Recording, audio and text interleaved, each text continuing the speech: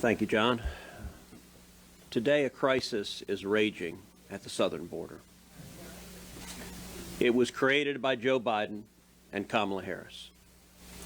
The crisis rages every single day, and yet our president doesn't care. Our vice president doesn't care. Democrats in Congress don't care. Over 2 million people crossed illegally last year, the highest rate of illegal immigration in 62 years. We just passed the threshold of 1 million people crossing this fiscal year, and it's only March. These are not just numbers on a piece of paper. These are human beings.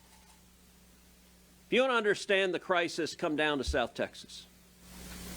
Last year, John Cornyn and I brought 19 senators to South Texas to see firsthand in the Rio Grande Valley what is happening. When you sit down and talk with Texans, particularly those on the border, you understand the crisis. When you sit down and hear from Texas farmers and ranchers, moms who are frustrated, who look at you and say, you know, my teenage kids, I don't allow them to go out on our property anymore without a loaded firearm at all times. Because there's so many traffickers, it's not safe. And these moms are pissed. They say, how can it be that my own kids can't go out on my own property without their lives being in danger? Where the hell is my government? When you talk with the communities of South Texas, their hospitals are overflowing, their prisons are overflowing, their schools are overcrowded. And this administration doesn't care. When you talk to South Texas elected officials, many of whom are Democrats, one after the other will say, you know, if my party's for open borders, I can't be a part of that.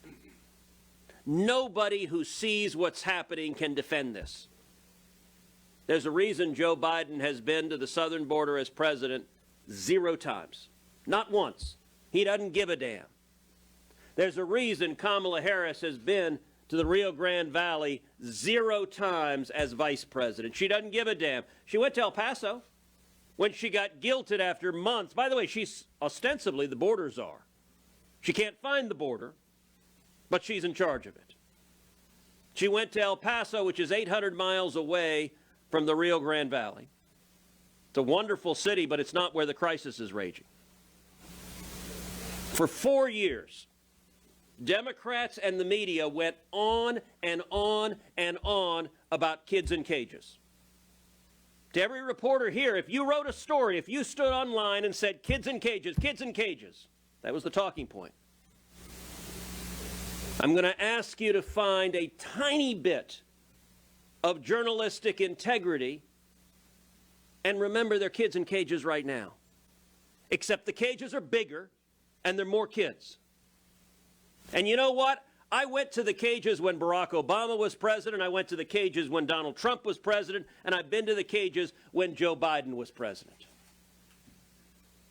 Not a single one of the Democrats who gave speeches about kids in cages gives a flip about the little boys and little girls packed in on top of each other, many of whom test positive for COVID.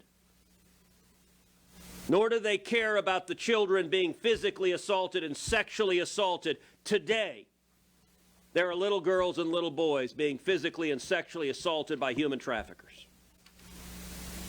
And this is caused by Joe Biden. 3 decisions: halting construction of the wall, reinstating the failed policy of catch and release, and ending the incredibly successful Remain in Mexico policy. Those decisions produce that crisis. And the Democrats are desperately counting on the media not to cover it. They don't have a solution. They don't intend to change. They want millions more to come in year after year after year.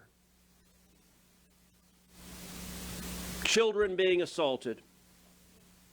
Criminals being released. American safety in jeopardy and chaos.